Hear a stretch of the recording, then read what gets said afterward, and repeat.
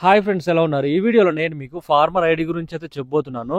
ప్రతి ఒక్క రైతుకి ఫార్మర్ ఐడిని జనరేట్ చేయాలని అయితే కేంద్ర ప్రభుత్వం అయితే చూస్తుంది. ఈ రోజుల్లో ఆధార్ కార్డు ఎంత ఇంపార్టెంట్ ఒక వ్యక్తికి, రాబోయే రోజుల్లో కూడా ప్రతి రైతుకి ఈ ఫార్మర్ ఐడి అనేది అంతే ఇంపార్టెంట్ కాబోతుంది. ఈ వీడియోలో అసలు ఈ ఫార్మర్ ఐడి అంటే ఏంటి, దాన్ని ఎలా జనరేట్ చేసుకోవాలి, దీనివల్ల అసలు ఉపయోగాలు ఏంటో ఈ వీడియోలో అయితే మీకు కంప్లీట్గా అయితే చెప్పబోతున్నాను. ఫ్రెండ్స్, మీకు వీడియో నచ్చితే డెఫినెట్గా లైక్ చేయండి.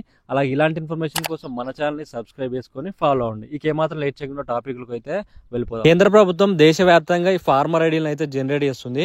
ఈ ఐడిని జనరేట్ చేయడానికి రైతు నుంచి కొన్ని వివరాలు అయితే సేకరిస్తున్నారు.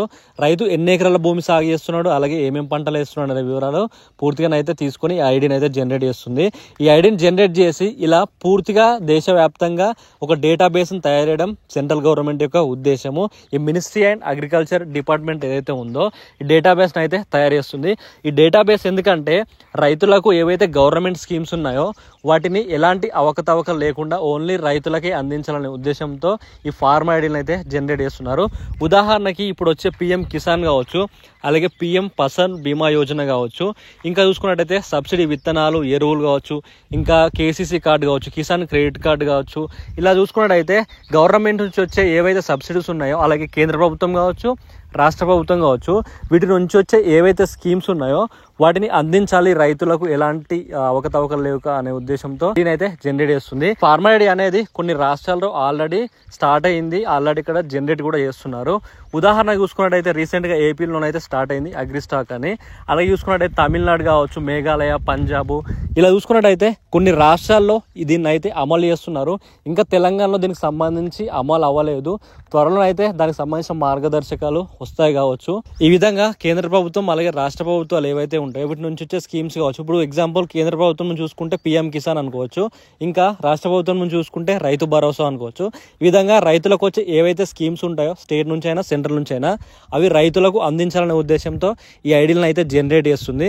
ఇది త్వరలో దేశవ్యాప్తంగా అందరికీ జనరేట్ చేస్తారు. ఇప్పుడు ఈ ఫార్మర్ ఐడిని ఎలా రిజిస్ట్రేషన్ చేసుకోవాలో చూద్దాము. ఈ ఫార్మర్ ఐడిని రిజిస్ట్రేషన్ చేసుకోవాలనుకుంటే స్టేట్ గవర్నమెంట్ కి సంబంధించి వెబ్సైట్స్ అయితే ఉంటాయి, అందులోకి వెళ్ళి రిజిస్ట్రేషన్ చేసుకోవచ్చు. ఉదాహరణకు ఏపీలో చూసుకున్నట్టయితే రీసెంట్ గా అగ్రిస్టాక్ వెబ్సైట్ ద్వారా ఫార్మర్ ఐడిని అయితే జనరేట్ చేస్తున్నారు. అక్కడ మ్యాండేటరీ చేశారు, ఎందుకంటే ఈ ఫార్మర్ ఐడిని రిజిస్ట్రేషన్ చేసుకుంటేనే అన్నదాత సుఖీభవ కావచ్చు, ఇంకా గవర్నమెంట్ నుంచి వచ్చే ఏవైతే సబ్సిడీస్ ఉంటాయో అవి రైతులకు అందించడానికి అక్కడ ఖచ్చితంగా అయితే దీన్ని రిజిస్ట్రేషన్ చేసుకుని అయితే గవర్నమెంట్ చెప్పడం జరిగింది. ఇక ఇది ఆల్రెడీ వేరే స్టేట్లో కూడా అమల్లో ఉంది, మేఘాలయ కావచ్చు, అలాగే తమిళనాడు కావచ్చు, కొన్ని రాష్ట్రాల్లోనైతే అమల్లో ఉన్నాయి. ఇక తెలంగాణ విషయానికి వస్తే తెలంగాణకు సంబంధించి ఎలాంటి మార్గదర్శకాలు అయితే లేవు. తెలంగాణ సంబంధించి ఫార్మర్స్ ఖచ్చితంగా రిజిస్ట్రేషన్ చేసుకోవాలని గవర్నమెంట్ ఎక్కడ చెప్పలేదు. కానీ మీరు సిఎస్సి సెంటర్కి వెళ్ళి ఈ ఫార్మర్ ఐడిని అయితే రిజిస్ట్రేషన్ చేసుకోవచ్చు. కానీ స్టేట్ గవర్నమెంట్ ఏదైతే ఉందో అది ఖచ్చితంగా ప్రతి ఒక్క ఫార్మర్కి రిజిస్ట్రేషన్ చేసుకోవాలి అంటే దానికి సంబంధించిన ఒక వెబ్సైట్ని అయితే తీసుకొచ్చిన తర్వాత అందరైతే దాని ద్వారా అయితే రిజిస్ట్రేషన్ చేసుకోవచ్చు. ప్రస్తుతానికి అయితే ఎలాంటి మార్గదర్శకాలు లేవు. ఒకవేళ వస్తే దానికి సంబంధించిన వీడియో కూడా నేను చేస్తాను. ఇది రిజిస్ట్రేషన్ చేసుకోవాలంటే మీ పట్టా పాస్బుక్ ఏదైతే ఉంటుందో మీ పట్టా పాస్బుక్, అలాగే మీ ఆధార్ కార్డుకి రిజిస్ట్రేషన్ ఉన్న మొబైల్ నెంబర్ ఉంటే మీరైతే ఆన్లైన్ అయితే రిజిస్ట్రేషన్ చేసుకోవచ్చు. చూడాలి తెలంగాణ గవర్నమెంట్ ఎప్పుడు ఈ ఫార్మర్ ఐడిని జనరేట్ చేస్తుందనే విషయం ఇంకా తెలియాల్సి ఉంది. ఒకవేళ దీనికి సంబంధించిన రిజిస్ట్రేషన్ ప్రాసెస్ అనేది వస్తే ఆన్లైన్లో ఎలా చేసుకోవాలని క్లియర్గా స్టెప్ బై స్టెప్ అయితే వీడియోని అయితే చేస్తాను.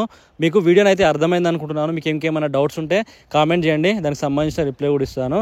సో ఇది ఫ్రెండ్స్, మొత్తానికి వీడియోని అయితే మీకు వీడియో నచ్చితే డెఫినెట్గా లైక్ చేయండి. అలాగే ఇలాంటి ఇన్ఫర్మేషన్ కోసం మన ఛానల్ని సబ్స్క్రైబ్ చేసుకొని ఫాలో అవ్వండి. Thank you.